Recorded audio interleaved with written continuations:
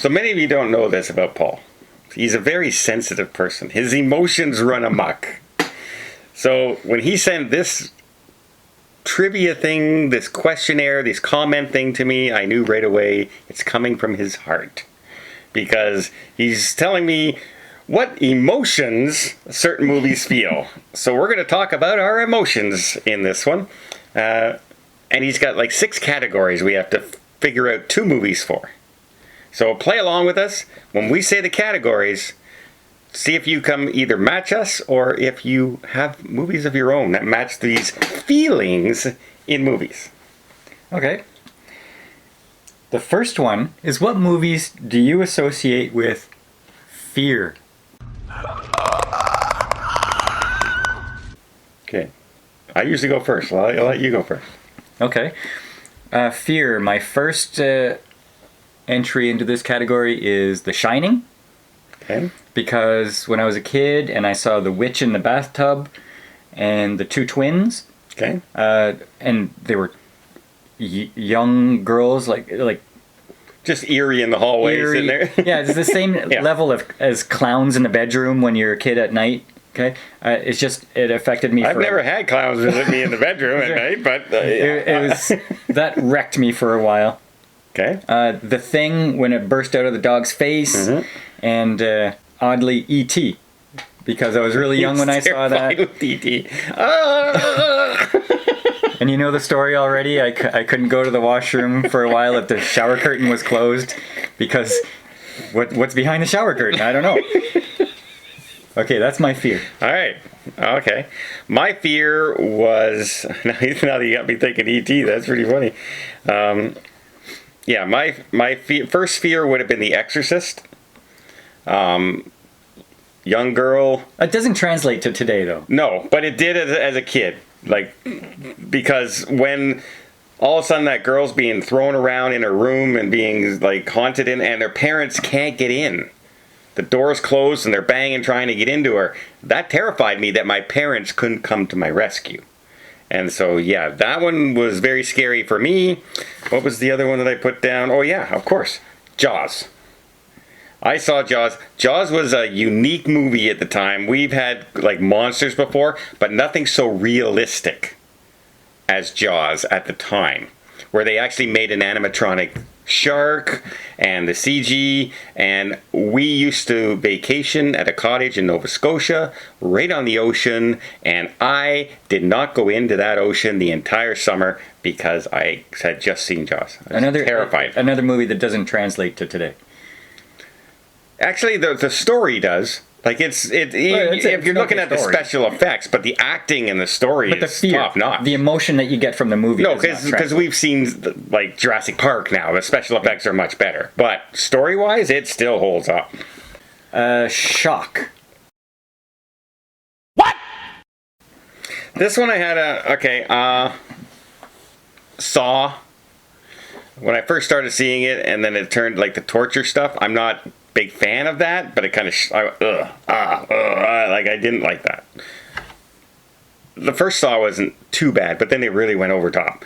But I don't like the shock, like the shock of the torture stuff and all that. I said, I thought I was going into a horror movie, and instead I was just going to see torture porn. Yeah, I haven't seen a single Saw movie. I refuse to. The first one's not bad. The rest, because it has a twist in it, but the rest were not terrific. And then the movie The Prestige is, you know how movies have, what a twist. They have a twist in it. Well, this is a story with 2 magicians, right? Christian Bale is one of them, and they're trying to outdo each other, and one comes up with this trick that the other one can't figure out, where he teleports. And I'm not going to spoil the ending in case you haven't seen it, but I did not expect that. And it is a shocking way they do it. So it's not, so yeah, if you haven't seen The Prestige, check that one out. Okay. But yeah. Mine, do you remember Executive Decision? Mm-hmm. When they kill off the hero. Yeah, so you have Kurt Russell and Steven Seagal, and they're 2 big stars at the time, and there's this airplane, and one's holding on to it, and all of a sudden one bites the dust. Yeah. Right, like the first 10 minutes of the main movie. action guy. And you think he's going to be in it for the whole thing. No, main star's dead. Yeah. So you don't see that ever. No.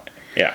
The Usual Suspects, The twist at the end, and when Kevin Spacey's telling his story in the office of the police guy, and the twist at the end of The Sixth Sense, just blew my mind. Like there are people saying, "Oh, I saw that coming a mile away." No. I didn't see it a mile away, but I had figured it out before it happened. But it was so good. It was good. Oh yeah, absolutely So good. Yeah. And it launched his career, really. Oh yeah. Well, Die Hard. No, not Bruce Willis. Shalamalam. Oh yeah. Well, yeah. He had.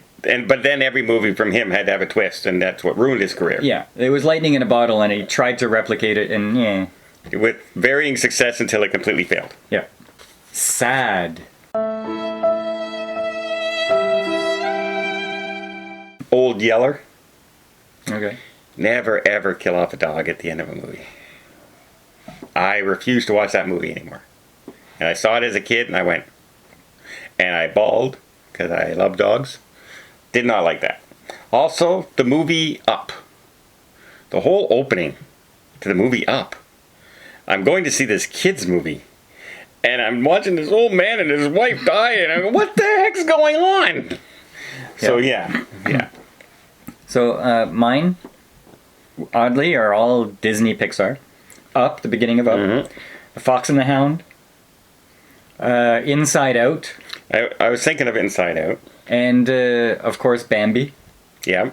But only the very, very beginning. Yeah, Disney has a way of tearing on those heartstrings. Yeah. Yes, and what about Toy Story 3? They were holding hands. Everyone got I know a lot of that. people might say Toy Story 3, but because I didn't like Toy Story 3 as much as other people, I didn't mention it. Pure fun. American Pie. Mm-hmm. I remember me inviting you to that movie and you saying, I don't really want to go see it. And then we loved it. Yeah. And Dumb and Dumber. Just pure fun. Okay. You don't have to think about it. You just watch it and laugh your head off. When we saw Ace Ventura, this was before I knew what Jim Carrey was. Maybe people saw him on TV before Ace Ventura. Nope. I didn't. I had no idea who he was when we saw that movie. And the amount of laughter that erupted from me during that movie in the theater was incredible. I don't think I'd ever experienced that before. It was just so fun. And The Fifth Element. Yeah. We went into that movie knowing nothing. Didn't even know, didn't see a poster of it, didn't know it was coming out, but we wanted to go to the movies. And it was just so good, quirky, and the different characters in there. Villain was great. Yeah. Yeah, everything. The opera singer was weird. Like, everything was good. Mila Jovovich's first movie. Was it her first Yeah, one? it was her first movie ever. So. And, like, I still love that movie today. Mm-hmm. Awe. That was awesome! I'm going to go with the Mission Impossible movies. The stunts that Tom Cruise does. I'm in awe every time he beats it more and more every time he does it. Who straps himself to the side of a plane and then lets it take off, thousands of feet in the air? Tom Cruise does. Or who learns to fly a helicopter to do a movie? Yeah. In those Mission Impossible, he literally has like 9 cameras around him, and he's the one flying it to get the shots. Tom Cruise is amazing, so that's my awe. I guess not so much the movie. I'm going to say Tom Cruise I'm in awe of because of the extent he goes for authenticity in his movies, for stunts. And then I'm also going to say, for me, my very first time I saw Enter the Dragon with Bruce Lee. It was the first big fight scene where one guy takes on like 500 guys at one time, like through this chase scene kind of thing. And Bruce Lee made it look effortlessly and like this. It's this little tiny guy.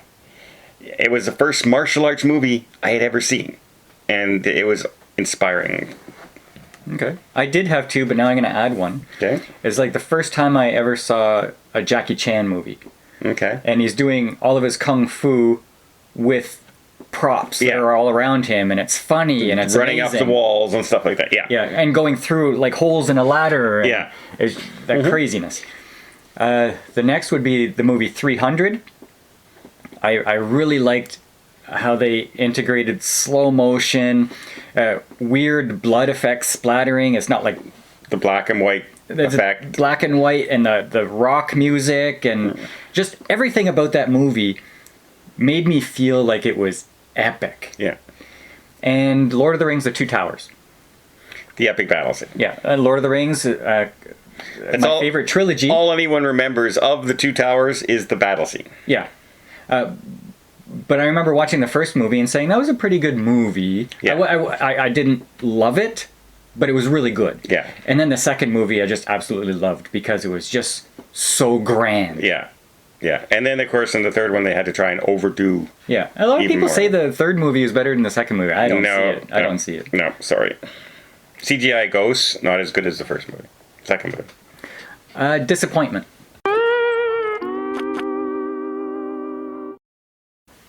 This is the last one. Disappointment. Are you disappointed? It's the last one? Okay. Disappointing movies.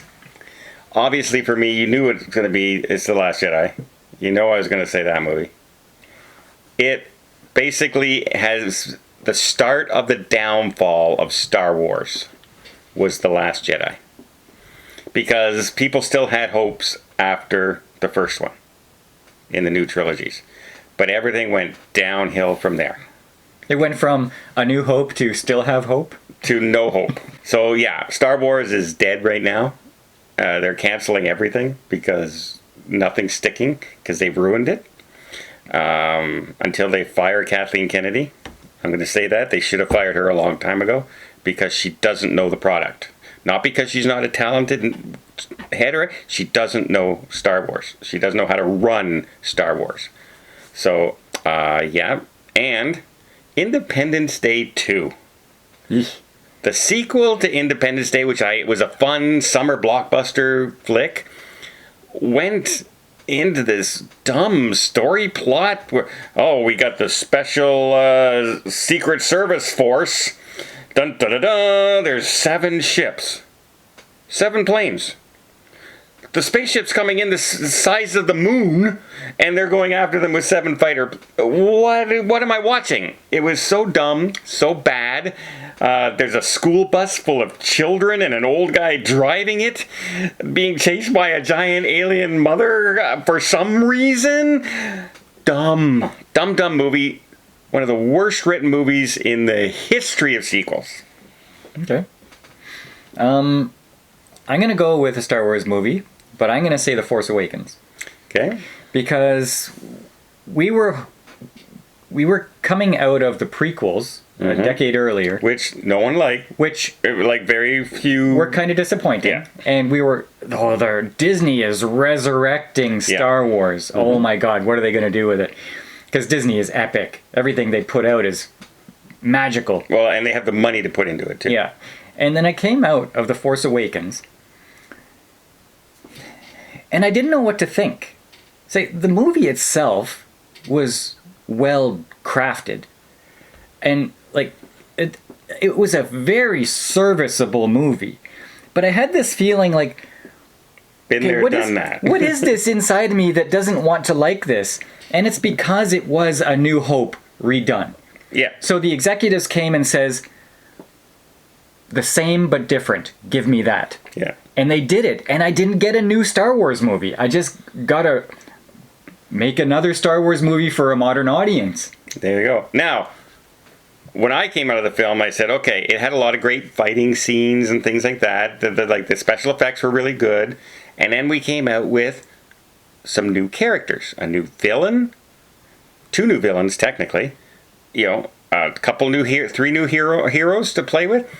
And I'm going, okay, now they have people to work with. The whole Finn storyline of a stormtrooper rebelling against the Empire could have been a great story arc. He could have been so conflicted in how, I'm shooting people that were me.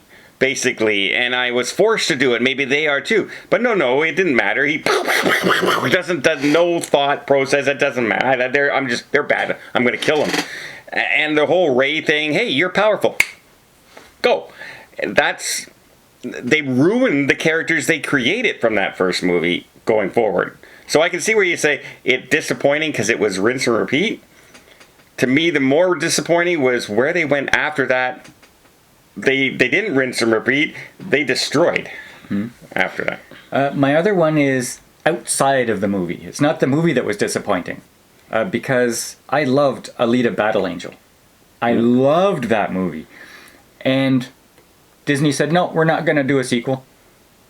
No, it doesn't matter how successful it was or whatever online petitions you have to get a sequel done. We're just not going to do it. Yep. For some reason. Maybe there were some business dealings with the Fox takeover that just didn't work out. But I don't understand it. It was an awesome movie that has a huge following, and they're just not doing anything with it. And potential for sequels. Yeah. Like they may have something in the works now, but look how long after the fact it is. Yeah, and that's the trouble when you take too long. Because look at Avatar. It wasn't oh, wait a minute. It made $2 billion. Sometimes you can wait. Top Gun, you can wait. But, and sometimes you shouldn't do it at all. Like perhaps a live-action Moana from a movie that's only 4 years old. It's not a classic animated story yet. It's only 4 years old? It's only 4 or 5 years old. Moana. Yeah. So, yeah. Okay. You know, good music in it, but I don't really think The Rock's going to be fun to watch in Moana. I don't think so. Well, it's another movie that's geared towards kids, that they're making a live-action remake. Are kids going to enjoy a live-action with adults? I don't know. Well, I'm thinking of the characters and all the fun animation with the giant crab and all that kind of stuff. Yeah, no, I'm worried about it. Not because I don't think the actors can. I just live action doesn't react. Doesn't lend itself to like whatever funny cartoon expressions they have on their faces. Yeah. And it just doesn't stop. It will be. We could say it now. It will be disappointing. Yes, it will. Oh well. That's our disappointing movies. Is that the last of our topics? That's it. All right. Let us know what emotions of all these emotions. Let me run down. Okay. Give your answers for a movie you associate with fear, shock, sad, pure fun, awe, and disappointment. And if you really are talented, one movie that can fit all 6 categories. Okay. I can. So there you go. Let us know in the comments down below. Until next time, we'll see you on the channel.